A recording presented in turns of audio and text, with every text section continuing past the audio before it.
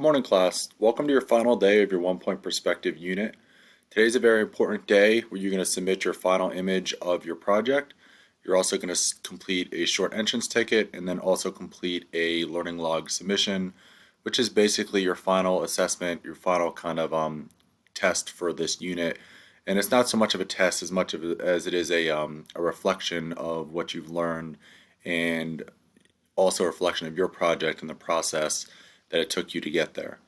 With that said, your task list below is first just to complete your last entrance ticket for the unit.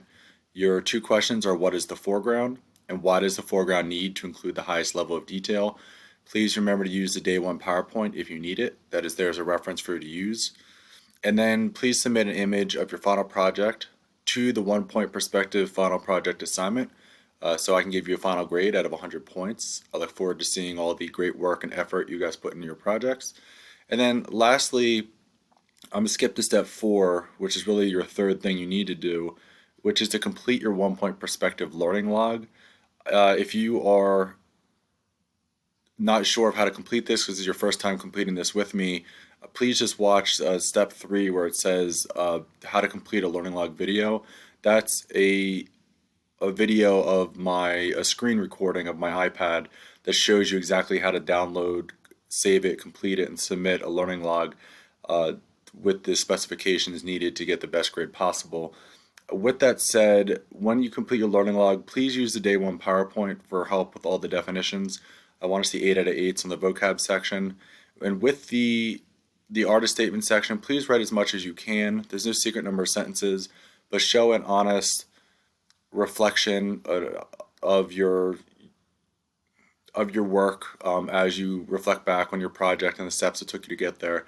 Then also your essential question above, your essential question is the last step, and then you have the question, how does linear perspective help the viewer better understand the dynamics of various spaces?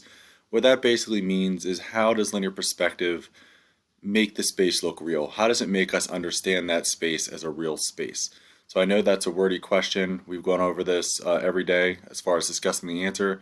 Please, again, pull on your knowledge of what you've worked on these last 6 days or so, and also the PowerPoint. If you basically go through that, you'll find the answer within the slides and combined with your progress throughout this unit.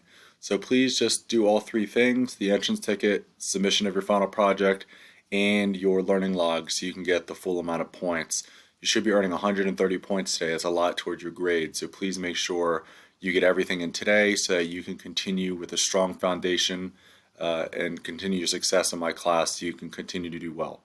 Alright guys, you need anything else, let me know. I'll be here all day, and I look forward to seeing all your submissions. Alright, bye everyone.